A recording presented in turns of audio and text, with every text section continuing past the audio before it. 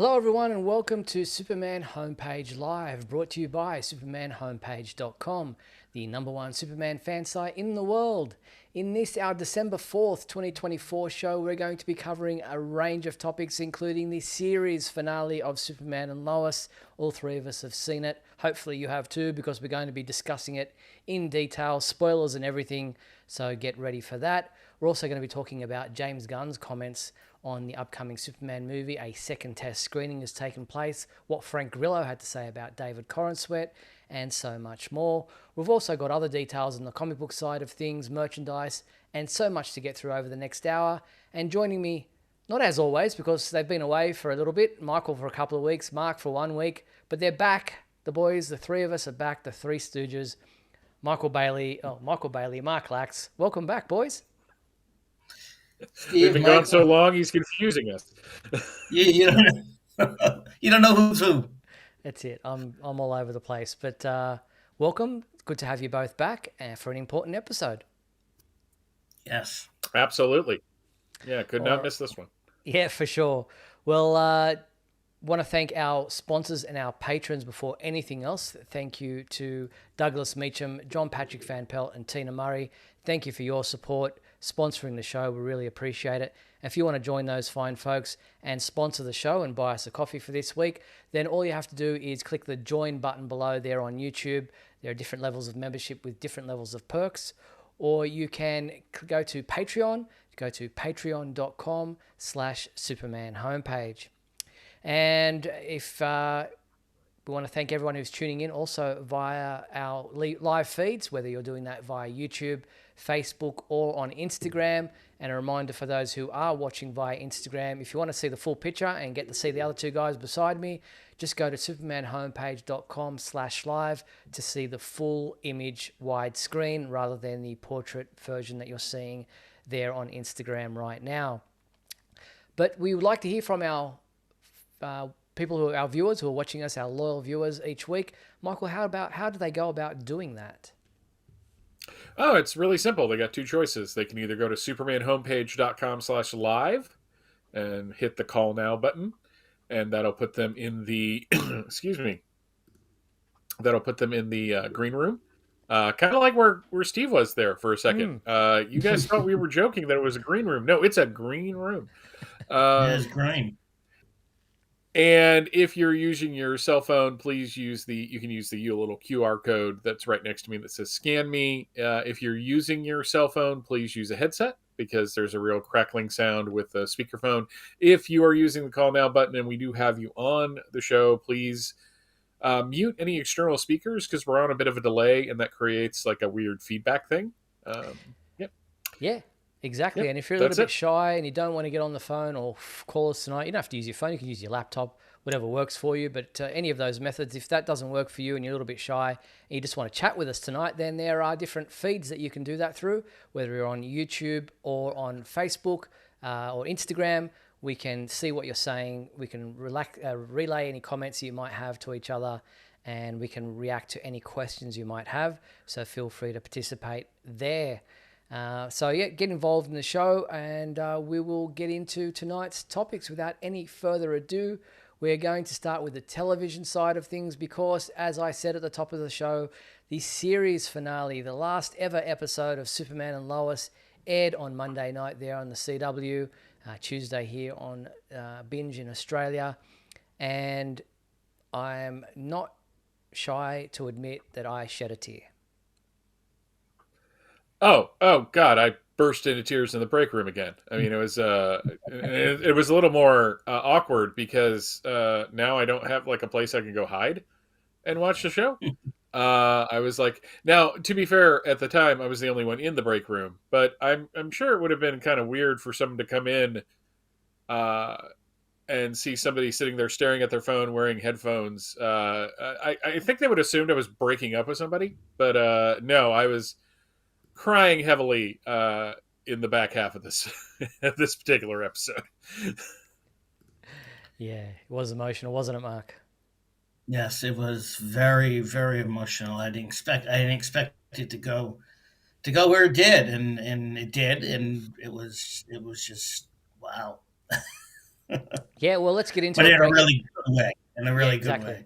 Let's break it down bit by bit, and as you mentioned, Michael, was almost an episode in two halves because the first half of the episode dealt with the battle with Doomsday and the battle with Lex Luthor, and everything coming out of that. It was real action packed. And then the second half of the episode was all the emotional stuff and the tying things up and doing the future, of where things went and wrapping all the lives up and all the different people in their lives, and narrated by Tyler Hoechlin as Superman.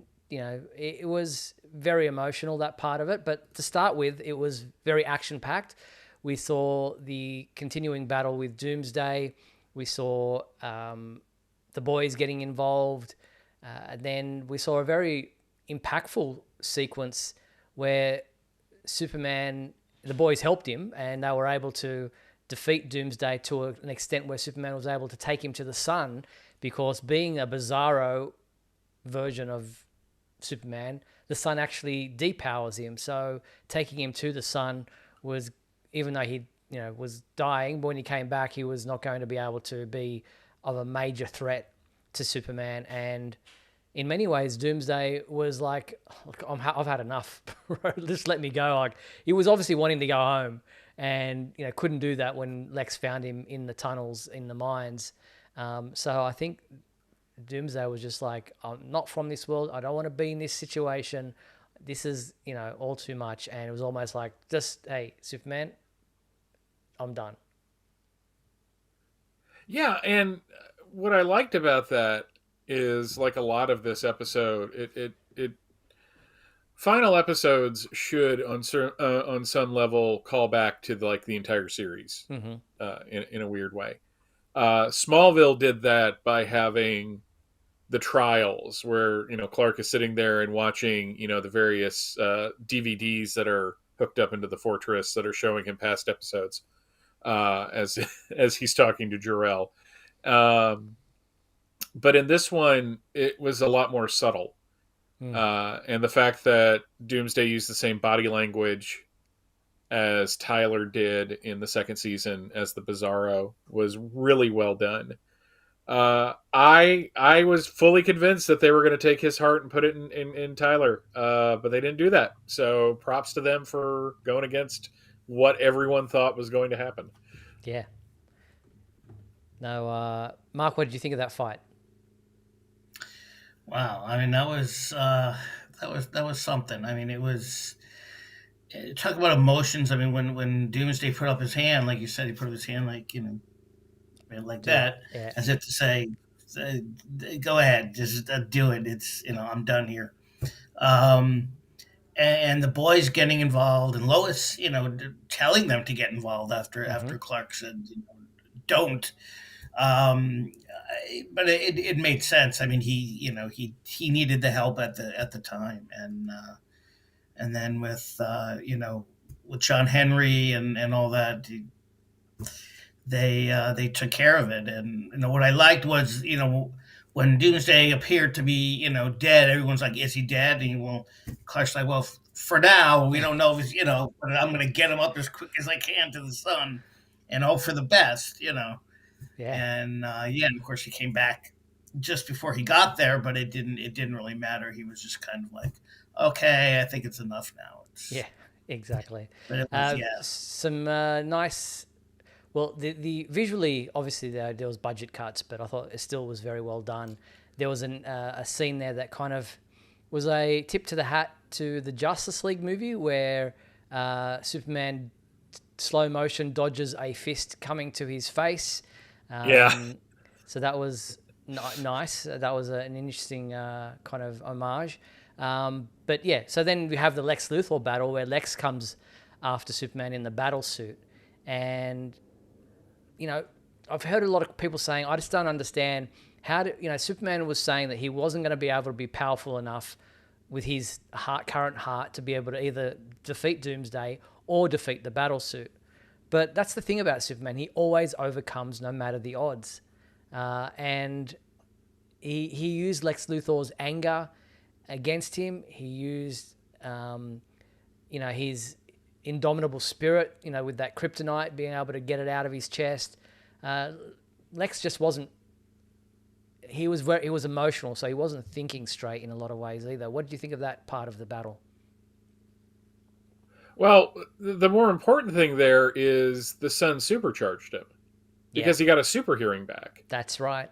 He healed up completely and he got his hearing back. And it's just like, I don't think it was like a permanent thing, but being out of Earth's atmosphere, he got a more direct charge up, basically. It's basically Clark has been running like most of us do with our phone about, a quarter away from dying at all times. And he was able to just, plug that in, get, one of those chargers. It's like a fast charger. Um, and that's how he was able to pull the kryptonite out. That's how he was able to defeat Lex. But I think you made a good point there. Is that more than anything, he was just done. He was just done with Lex. Hmm. He wasn't going to hurt anybody else. I did appreciate that while the battle suit itself wasn't green and purple, all of Lex's readouts were green and purple. I was like, okay, that's a nice little tip of the hat to that.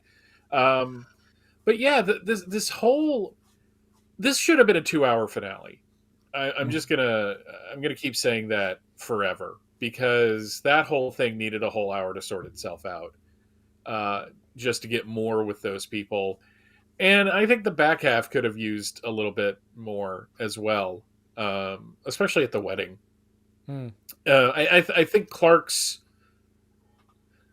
narration at the end went perfectly, but for the battle with Lex, I think it we've never seen live action them duking it out when he's in the power armor. We've seen Lex in the power armor on Supergirl, but that's different.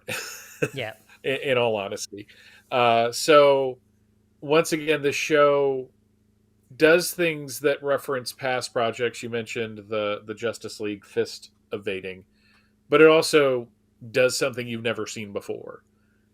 So yeah, I was really impressed with the fight and with just how he was just so done with Lex. I mean, that Yeah. shot of him shattering the armor and basically forcing Lex to fall full force almost to the ground and then catching him at the last second. Yeah. That was spectacular. Mark, what do you think?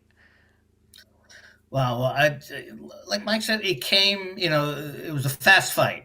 It was a fast fight, but it packed all its punches in that short time, and watching him. Wow, just watching him fighting, Luther in the armor, and it was like, I mean, Michael Cutlitz had mentioned something about a comic book Hmm.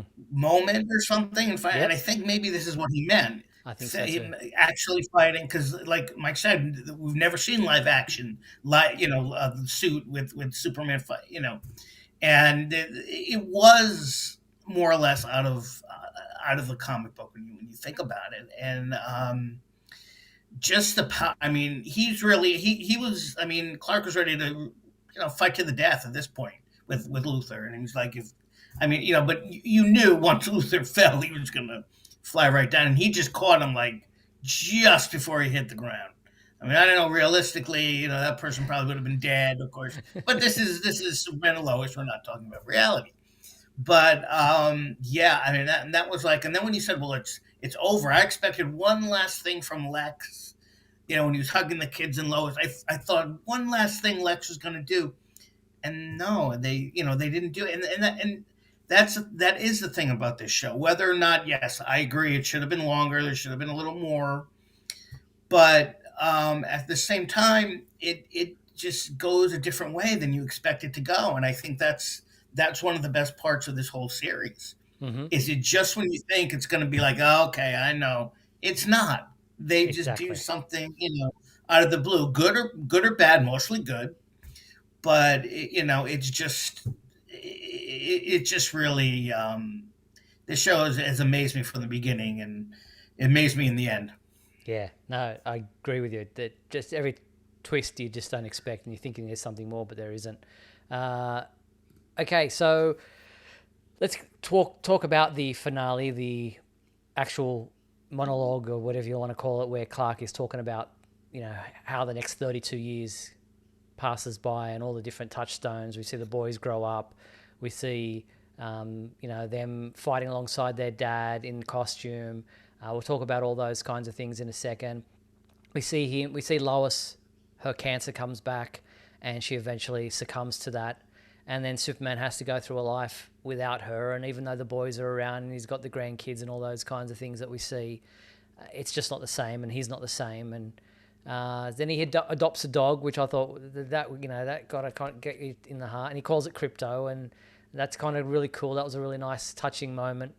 And then he himself, knowing that his heart is eventually going to give out because it's Sam Lane's heart, and it's not, it was always it was a ticking time bomb in so many ways. He collapses in the street right near where his dad, Pa Kent, supposedly also passed away, but thanks to Kyle, he doesn't actually die there and then.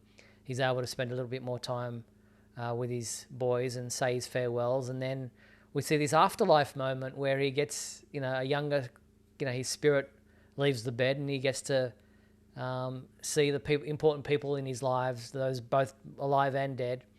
And it was a really touching. It didn't necessarily make a lot of sense because, he sees the boys in their younger versions, and they're still alive. They were there by his bedside as older men. But it's touching in the way that he's saying goodbye to the actors in some ways as well as the characters. And then he sees Lois in that dress, the red dress that was such an important part of a particular episode titled The Dress. And that was all, that's when all the tears started coming down, and you're thinking, wow, this is really hitting every beat and every emotional beat that they could. And it was I thought it was a really great send-off. Now, I know it's not going to be everybody's cup of tea, and there's some comments in the chat where people are saying some of the things that they didn't like or did like, and there's some questions. So, but before we get into those questions, any comments on that whole sequence of the afterlife, the 32 years, all those kinds of things, Michael?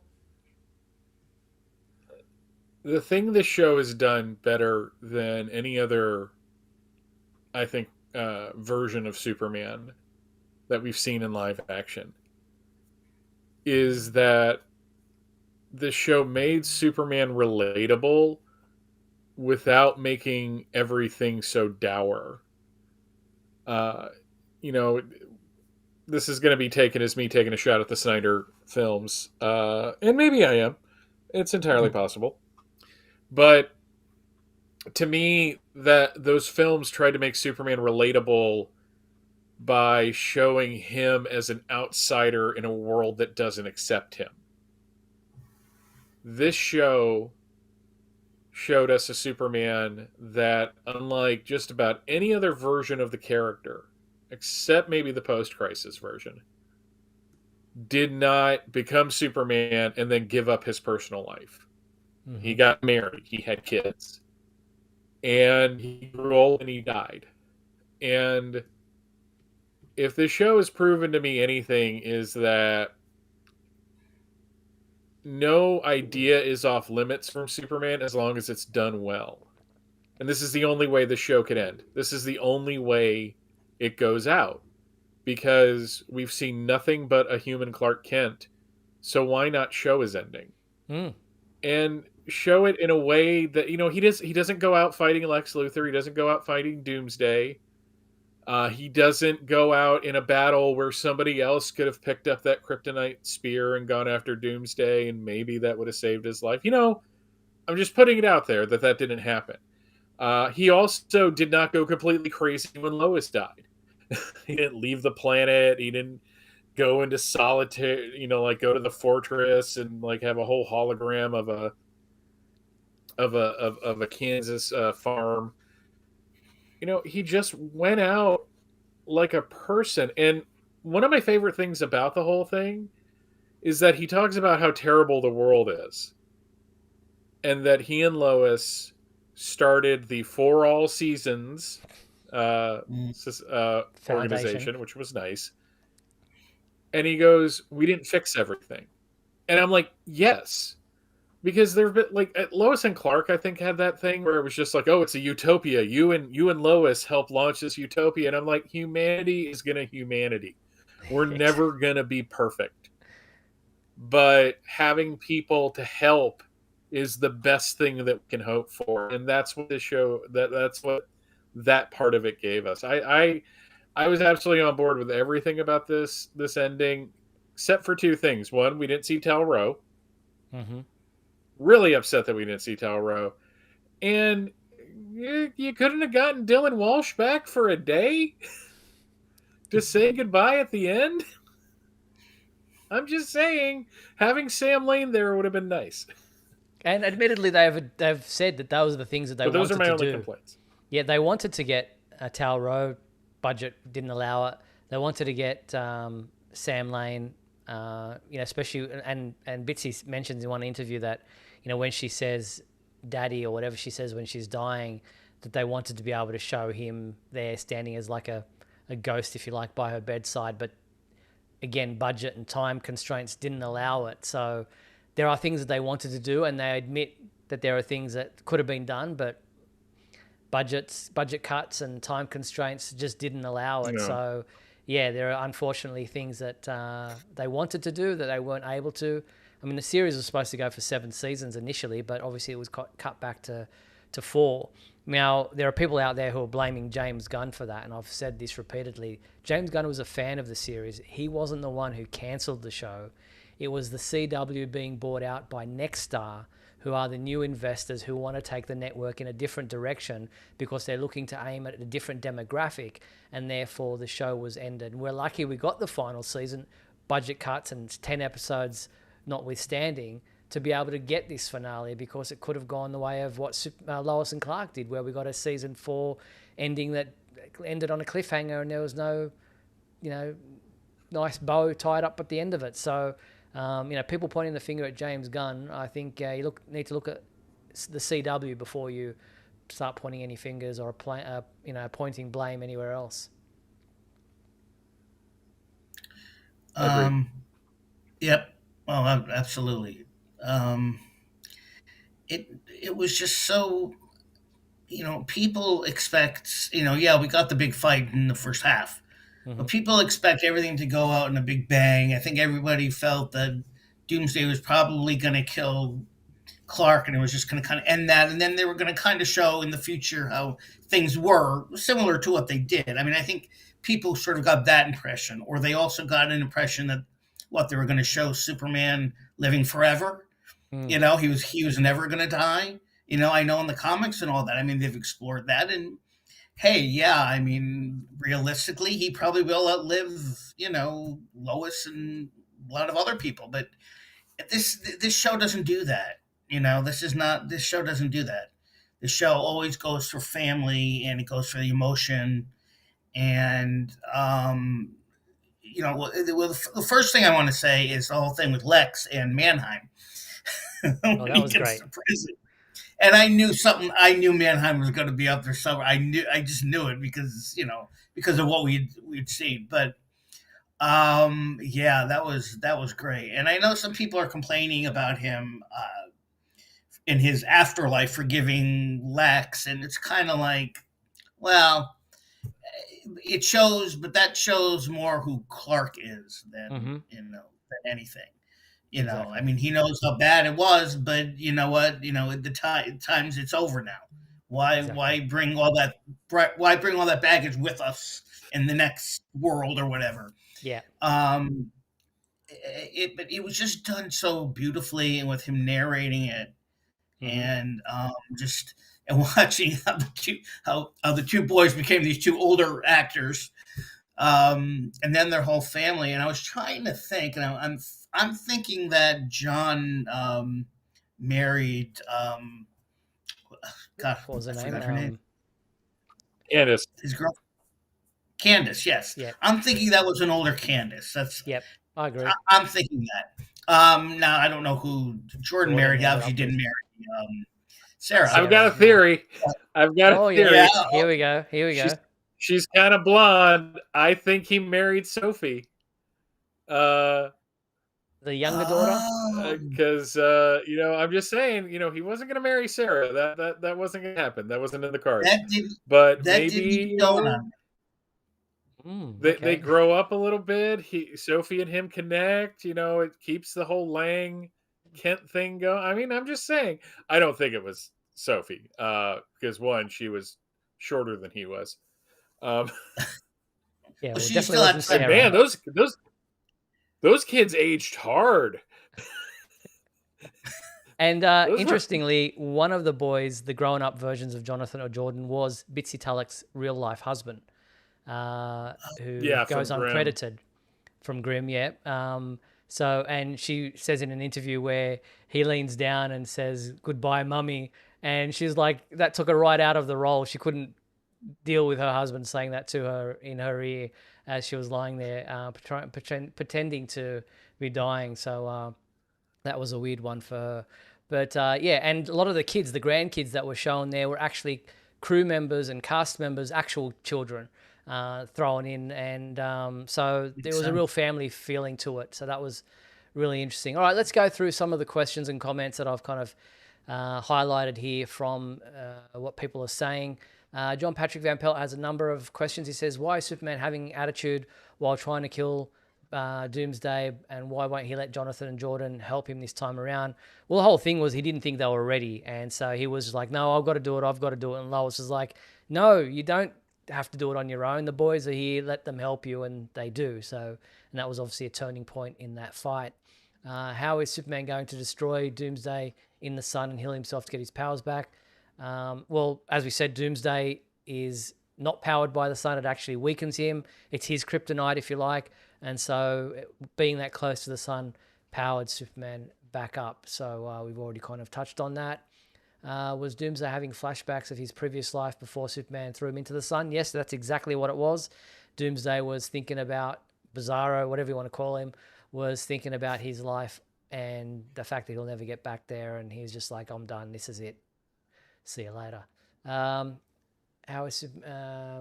Yep. So can you explain this a little clearer? How did Jordan save Jonathan after we thought he was dead? So people thought that Jordan exhibited some kind of new power there. What I was thinking, and chime in if you think I'm wrong, he was doing the compression to CPR so fast that he created like a static electricity that kind of created a shock that was similar to doing the paddles and clear and that kind of thing, and that's what restarted Jonathan's heart. That was the impression I got from what they were showing to us, was that he was going so fast that it created like an electric charge. Yeah, I'll agree with that. That's probably the best explanation that I've seen. Boy, people have some vivid imaginations, though. So yeah, Superman and Lex's battle ended. The battle suit was completely destroyed, and John Henry Irons had captured Milton Fine, and he was, nullified, and so Lex was done, and Lex was sent to prison, and he was Mannheim was his boss, if you like. Now Lex is like no longer the head honcho there, and his previous deal with the warden of the prison was not being honored, and Lex was just another lackey. And so then they flash forwarded 1 year later, where we saw everything else happen with the wedding and all those kinds of things. In your own words, I want to say one thing about the wedding real quick. Yes, if you don't mind. I know that relationships change and that your perception of people changes. But when Lois said, John, ever since you came into my life, or into our lives, I half expected, ever since you came into our lives and tried to murder my husband on several occasions, you've been the best friend. I mean, it was just like, are we forgetting that John tried to kill Superman? I guess that's all water under the bridge. Yeah, what's exactly. a few murder attempts between friends? I mean, seriously. Well, a lot's happened between then and that's that. right. It's a long time ago. Short memories. Where can you find the complete Lois and Superman and Lois TV series now that it's ended?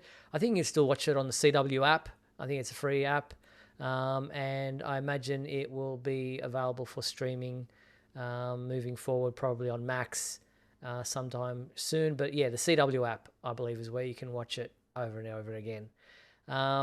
Leroy Kong, this is why Superman shouldn't die. He's supposed to live, on and on and on and on. Well, in the comic books, yes, but this is Superman and Lois. They're doing their own thing. Superman's not supposed to get married, some people say. Superman's not supposed to have kids, other people say. This is Superman and Lois. It's on Earth on its own. There's no other superheroes. It's just this version of the character, and he doesn't have his own heart. Don't forget, this is, people say, what happened to his heart? Well, yes, that must have been the one that Lex stomped on back in that episode, and that was destroyed. And so there was no Superman heart. Being out of his body, it was obviously no longer super powered, and it was just able to be destroyed and ruined, and we'll go with that. But yeah, so he had an old man's heart that wasn't never going to last forever, and that's why he dies in this version of the story. Not saying he has to die in any other version of the story, but this is the way they did it for this story, and that's fitting with the story that they were telling. What did you guys think of the Superboy costumes for both Jordan and Jonathan? They were great. I like them. Complete CGI? Yeah. I think so. Yeah. I mean, you could now in the picture you can see that they're different from they don't have the same exact costume, and I like that they have their own thing. Different iterations of different versions. Jonathan's looks more like the Superboy of Connor Kent with the the red tights and the belt thing around there, and Jordan's looks a bit more like New 52 type of Superboy situation. Justin Suarez says, Crypto, a softer Doomsday that gives up. I've never seen Doomsday do that. Again, this is not the Doomsday that was created on Krypton in the comic books. This is a Superman who from a different Earth who was turned into Bizarro, who was then turned into Doomsday. So this Doomsday has a history of, and it was originally a Superman. So, stop trying to project what you think of Doomsday in the comic books being this killing machine to this version that is in Superman and Lois, completely different type of character. And to be fair, we have seen different sides of Doomsday. In fact, there's even a story in the Superman book right now. We have seen different sides of Doomsday, so you never, I'm just saying it's not all, black and white. Exactly.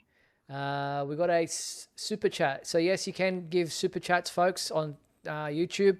A super chat is you click on the dollar symbol there, a slider appears on your screen, you decide on the dollar amount you're willing to donate, and we'll feature your comment or question live on the screen, as we're doing for Silhouetted Animator. Did you see the quotes from Todd Helbing about if the show got 7 seasons, we would have had an accurate Brainiac, more Tal-Rho, and potentially Darkseid? Yes, I did see that, and again, there's always plans, there are always things that they want to do, things that are left on the cutting room floor, things that are left in the planning room that don't get to be done. So it would have been interesting if it had gone on that long, but unfortunately that wasn't the case, and we're lucky to get what we did get. So we'll be forever grateful for that. But thank you very much for that super chat, Silhouetted Animator. Steel suit looks very good, said Mixmaster Schwartz. Both he and Natalie's suits had the S on them in that shot that we showed. So that was a nice touch that they both had the red S on a crest on their chests. So very cool. Anything else we want to touch on before we leave Superman and Lois there for this discussion? There's so much, really. Yeah, we could go on for 3 hours. I guess for this, I guess we're kind of, talked it out for the most part. Yeah, I'm sure there'll be things that we'll think of in the future that we can always come back to. But thank you so much, everyone, for your questions and comments on the series finale of Superman and Lois. I think Superman and Lois has an 88% Rotten Tomatoes score for its entire run, which is very positive. But it ends an era. It started with Smallville on the WB, which then became the CW. So it started with Clark Kent and it finished with Superman. It's kind of fitting. Yeah. Yeah. But, what's that, 22 years or something? But he wore the suit in the final episode this time. So, like actually Yeah. wore the suit. So Yeah, he did, didn't he? Oh just wow, I putting wasn't that sure out if he was there. going to. But Yeah, exactly. So it's an end of an era. The CW superhero shows are now done. There are no more, even though this one wasn't necessarily tied in to the others. Tyler Hoechlin and Elizabeth Tulloch did play Superman and Lois on the CW Arrowverse, but this was separate to the Arrowverse, but still part of the same family of creators and crew. And so we tip our hat off to take our hat off to what has been a monumental, phenomenal series of superhero shows that have aired on our TV screens. And we go into an unknown era now of not knowing when we'll see anything like that again on TV. yeah. Agreed. All right. We're going to take a quick break. We're just over the halfway mark of tonight's show. We're going to play a few messages, then come back on the flip side to talk about the new Superman movie, the next thing we've got to look forward to on in the world of Superman.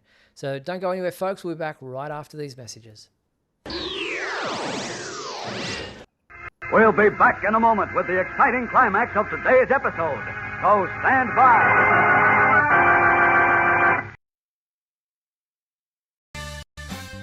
If you're enjoying Superman Homepage Live, then please like and share this video with your family and friends. Also, if you'd like to subscribe to our YouTube channel, then you can click on the bell to receive notifications whenever we post a new video. You can also join our YouTube membership program, just click the join button below. Or you can become a patron and support our website by going to patreon.com/Superman Homepage.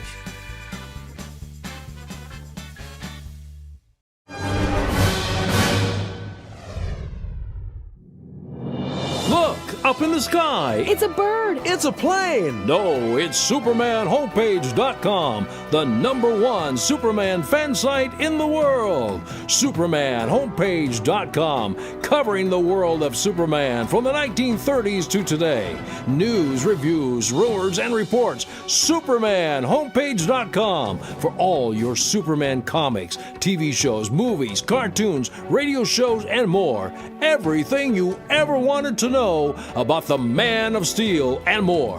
SupermanHomepage.com. Thanks, Superman Homepage, for all the support over the years. I really appreciate it. I'm Matt Bomer, the voice of Superman and Superman Unbound, and this is the Superman Homepage. Right here on Superman Homepage. I'm freezing. Superman! Uh-oh, sounds like Lisa and Scott are trapped in the icy cave of that frosty-faced villain, Captain Cold. This is a job for Superman. My fast freeze zapper will freeze Superman forever. No way, Captain. Here, kids, my new Superman hot cocoa mix is the super tasting way to warm up. It's really sweet. And chocolatey. And see, Captain Cold can't take this warm reception. New Superman hot cocoa, the super tasting way to warm up. And we're back on Superman Homepage Live, where I need to mention that we are now moving back to Monday nights on from here on, now that Superman and Lois has concluded, and we can take back our Monday night 7:30 p.m. Pacific time slot. So it's going to be a short week.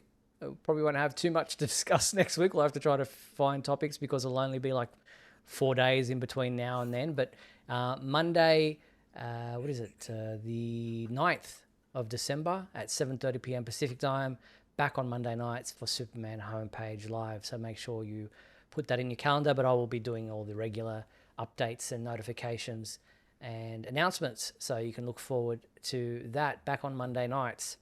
What else did I need to do a bit of housekeeping about? The Shield Awards, our annual Superman Homepage Indicators of Excellence in Literature and Design, our 24th annual Shield Awards, believe it or not, will be back this week. I think it's tomorrow or the next day. By end of the week anyway, you'll see the Shield Awards. They give you a chance to get in there and vote for all the things that have happened in this past year, in 2024, in the world of Superman, from TVs, shows, comic books, merchandise, everything like that. You'll be able to vote, and you'll go into the draw for a chance to win a $100 voucher with fun.com. So we appreciate fun.com coming on as a sponsor once again for the annual Shield Awards. So make sure you get involved once you see that posted up on the website. All right, on the movie side of things, we saw James Gunn was interviewed on Australian TV on the Today Show, I believe it was, here in Australia, where he revealed that he was doing a second test screening of the Superman movie, and people were going, oh, it must have been so bad that now he's got to do a second one. It's like, no, they continually do test screenings with different audiences and different people from Warner Brothers and DC Studios. So, geez, there's some doomsayers out there, but here is what he had to say about that. The next big release is Superman. Can you give me any hints or secrets or tips? I am really excited about it. I'm about to go do our second test screening after this tonight, and I'm excited about that. I know that I like the movie I'm making when I'm excited to show it to an audience. It's not always the case. I'm always sometimes a little more scared, but I'm just really excited to show it to people. Again, it's been a great process so far. Wonderful actors all around. Wonderful crew. Oh, what I would give to be in the room for that test screening. Well, if you were here, we'd invite you, but unfortunately, it's a trap. Well, I've only got a 14-hour plane ride to get there. I might be a few hours late. I don't think you can make it here in 4 hours, but next time.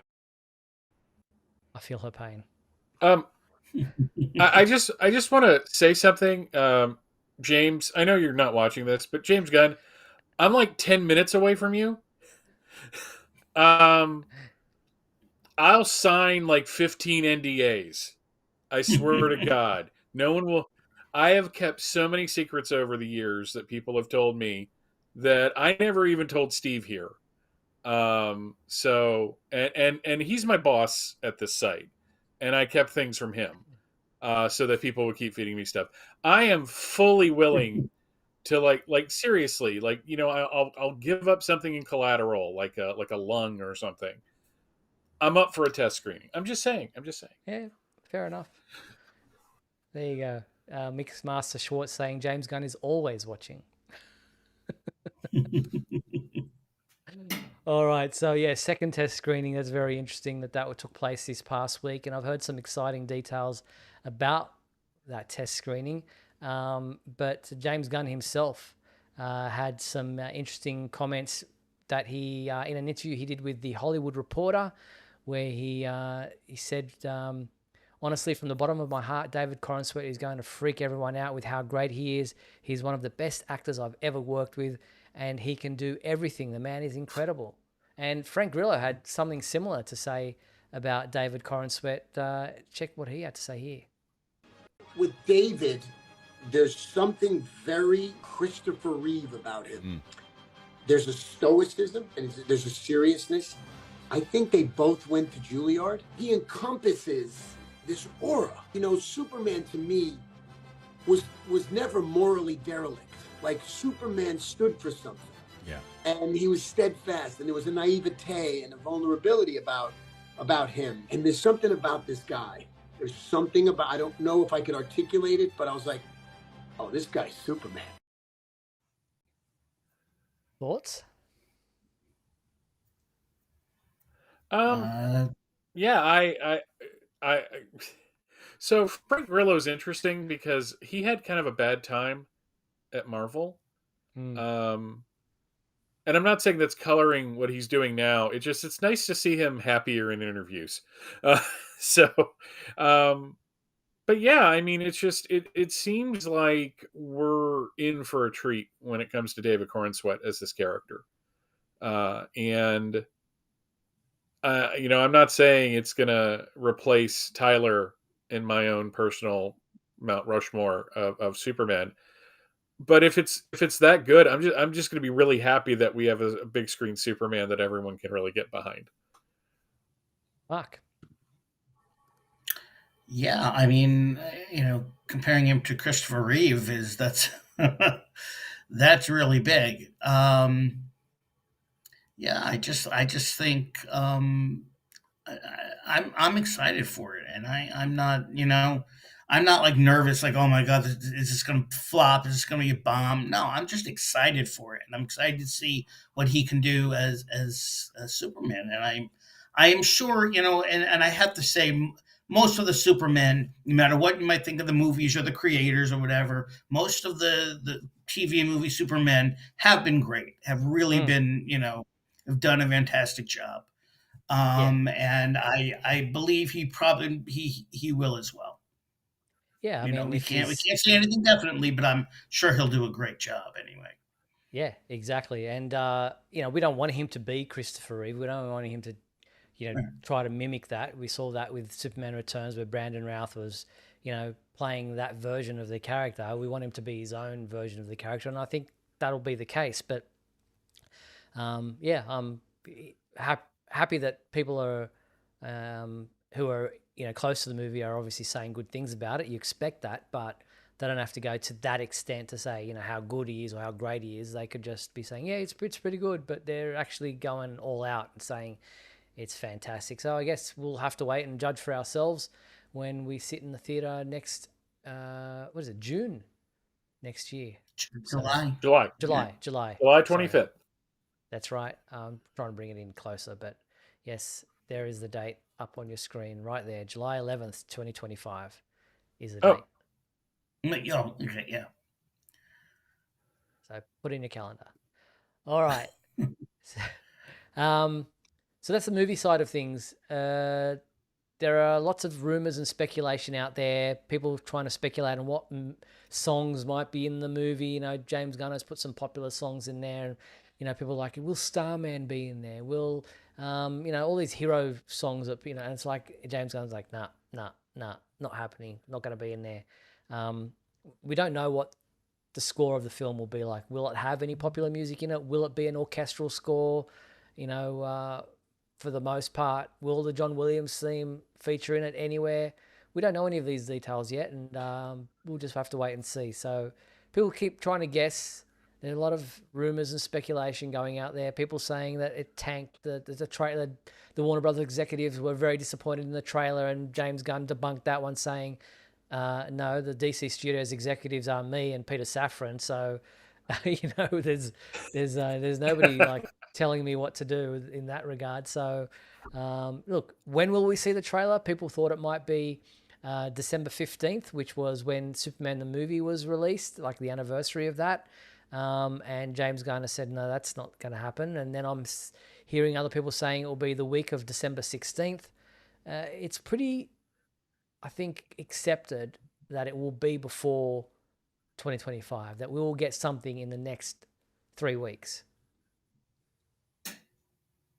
I think so. Fingers crossed. Something. And no, this is when it's going to happen, Steve. It's going to happen at 11:30 on December 16th. Yep. Day after hour. As the minute after we finish doing our next live show. Right as we're done, we're all going to be going, like, I'm going to be going to bed. I don't know what Mark does. Mark might stay up all night. I think he's a vampire. I'm not sure. That's a rumor. It's a rumor. Okay. I'm sorry, Mark. Right. But I'm going to be like getting ready to go to bed. I'm going to be like, taking a couple weeks off. We always do this at the end of the year. What's this notification on my phone? Oh, no. Then we'll have to come back on the 23rd, which will be my Christmas Eve. But no, let's hope that doesn't take place. We'll wait and see. We'll keep you posted. No, but to be fair, if it does happen within that week, an emergency, like 30-minute Superman homepage live probably wouldn't be out of the realm of possibility. What else have we got to do? We've nothing better to do with our lives. True. Justin Suarez saying, as long as Mariah Carey's Christmas song is not in the movie, he'll be good.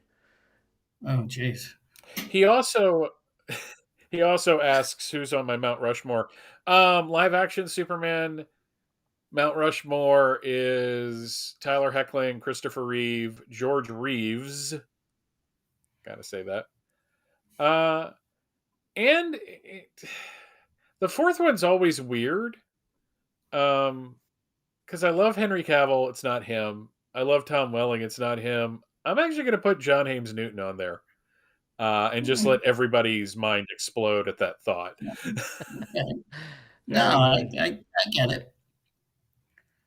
Fair enough. I understand it anyway, but Very good. Former All right, well, guest of the show, John yes, Haynes exactly. Newton, I might That's add. right. We have had him on the show.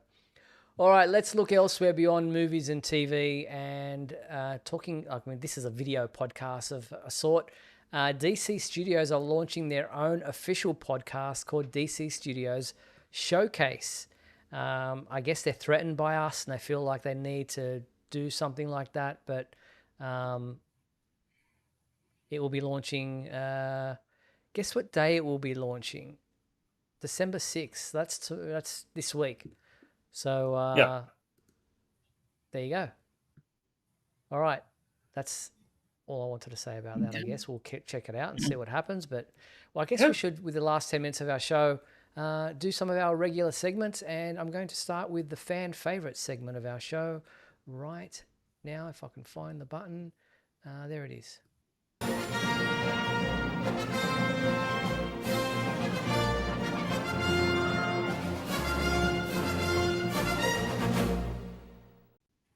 All right, Michael, what was our fan favorite question from last week? What is your favorite Superman Returns statue, figurine, or action figure? And JP Rocha wrote in, my favorite Superman Returns figure is the Clark to Superman. A very bulky but fun figure. That was a bulky figure. Wow.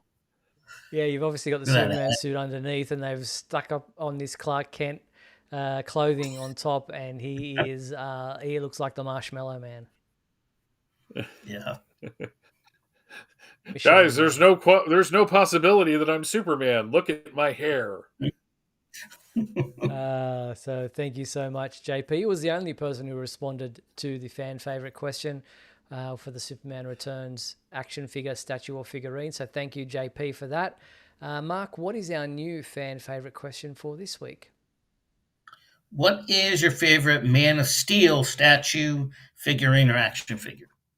Yep, Man of Steel is the next one up. So plenty of action figures, statues, and figurines for the Henry Cavill Man of Steel film. info@supermanhomepage.com is the email address to send your responses to. We will feature any that we receive. Send your photos, send your responses to info@supermanhomepage.com. And when we return on Monday night for our next show, we will feature those on this segment. info@supermanhomepage.com. All right, Michael, this week in history. Here you go. It's not a long one, but we'll fit it in. No. Come with me now, my son, as we break through the bars of your earthly confinement, traveling through time and space. All right, this is a really quick one. In 1944, shockingly, Superman's Christmas Adventure. No, that is not my store. That is on the image. That's just irony. I would. It's on that one too. Oh my god. If you ever get a chance to listen to the audio version of this, I cannot recommend it enough. It is amazing. Superman kidnaps a kid. That's all I'm going to say. In 1974, jumping all the way to 1974, because there was nothing else in the other decades, Justice League of America number 116. It was a 100-page giant. So you had reprints and stuff. And, of course, Superman was in the Justice League. 1984, we have DC Comics Presents number 79, which is Superman teaming up with Clark Kent. That happened twice in that title. You also have Superman The Secret Years number 2, which is an incredibly good miniseries written by Bob Rozakis with art by Kurt Schaffenberger, detailing the time between Clark leaving Smallville and him becoming Superman. 1994, we have Action Comics number 706, which was a backdoor pilot for a Supergirl show, ironically. And almost 30 years later, she would have the backdoor pilot for the Superman show. So I guess indirectly. Anima number 10, Superboy appeared. That's the only reason I'm including it there. I've never read Anima. I'm sure it's a lovely series. And Metropolis SCU number 3 continues Lois Lane hanging out with Maggie Sawyer and the Special Crimes Unit. In 2004, the Very Bizarre Question series hit number 2. The only reason I'm mentioning that is that was part of Superstorm. And if you want to read a very long, Mike was paid by the Constant, apparently, review, you can find that on the homepage. Also that week, Superman Batman number 15, which continues a really cool alternate reality story. In 2014, we have Action Comics number 37. Probably one of the better runs of Action Comics at the time, with Greg Pak and Aaron Cooter taking over. And Earth 2 number 29, continuing the decline, the last days of that series, and Val Zod was a part of it. In the real world, only 2 things, and it's an Alpha and Omega type thing. On December 1st, Joanne Siegel, who was the second wife to Jerry Siegel, was born in 1917. And Richard Pryor himself, Gus Gorman, was born in 1940 on December 1st. Though some people say it was unknown. Unknown. How am I supposed to do unknown? And then on December 7th, Nicholas Hoult, the newest Lex Luthor, was born in 1989, and that is this week in history. Thank you very much for that, Michael. Turn off that right there. That was This Week in History. Thank you very much, Michael. Very nicely done. Good to have you back doing that. I tried last week, and it was a struggle. All right. DC Universe Infinite expands into Europe and Latin America. It's going global. It's is live in France, Italy, Germany, Spain, and it will be rolling out in Brazil and Mexico. So that is good news for folks in those regions of the world who want to check out DC Universe Infinite, the subscription service. So make sure if you're interested, you can get onto that. There is a new Funko Pop comic cover figure with case coming from, which is now available to pre-order from Entertainment Earth. This is, it doesn't get out of the case. It's the case does not open and the figure is not removable. So you're getting the whole thing together with that artwork in the background. So that is available for $24.99. You can order it through our website if you so desire. Don't forget also that the Superman homepage, Super Trivia Quiz, has been updated for the beginning of a new month. So if you think you can answer all 3 questions, the questions this month are not too difficult. So get to supermanhomepage.com/trivia to answer the 3 questions, which you can check out on our website. So make sure you get involved there. And also the next chapter of our audio drama is going to be available on Friday. I think, yes, have a listen to this quickly. Superman, the Metropolis Code. After uncovering Lex Luthor's plan to control Metropolis through a powerful AI, Lois Lane and Clark Kent decided to track down its central hub. Clark, operating in secret as Superman, discovered the core hidden in the abandoned Metropolis underground transit hub. Inside, he faced a series of lethal drones and a taunting message from Luthor, who revealed that the AI was already integrated into the city's systems. As the facility began to self-destruct, Superman found himself at a crossroads. Destroy the AI immediately or save potential lives in the collapsing tunnels. As we join him now, explosions echo through the abandoned Metropolis underground transit hub. The facility shakes violently as debris begins to fall. Superman stands in the AI core room, his cape billowing in the gusts created by the chaos. There you have it. That's just a bit of a preview of what will happen on Friday's episode. So make sure you check that out and then vote for how you think the story should continue. Unfortunately, Michael Marino, who's been waiting to chat with us tonight, we're not going to get an opportunity to chat with you, but thank you for trying to call in tonight. Apologies, we were slammed with so many topics to get through tonight.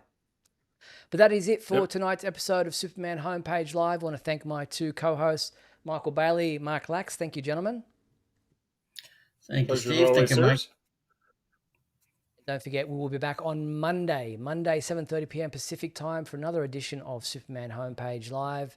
Hope you'll join us then. Until then, be sure to check out supermanhomepage.com for all your daily news updates on everything surrounding the Man of Steel. Thanks to our sponsors and patrons, Douglas Meacham, John Patrick Van Pelt, and Tina Murray. Thank you to everyone who tuned in and spent this past hour with us. Appreciate your comments, participating in all the chats going on there. We really love the fact that you join us each week for that hour. So we're back next week, as I said, on Monday, 7:30 p.m. Pacific time. Don't forget to join us then. I'm Steve Eunice. On behalf of myself, Michael Bailey, Mark Lax, thank you for joining us on Superman Homepage Live, brought to you by supermanhomepage.com.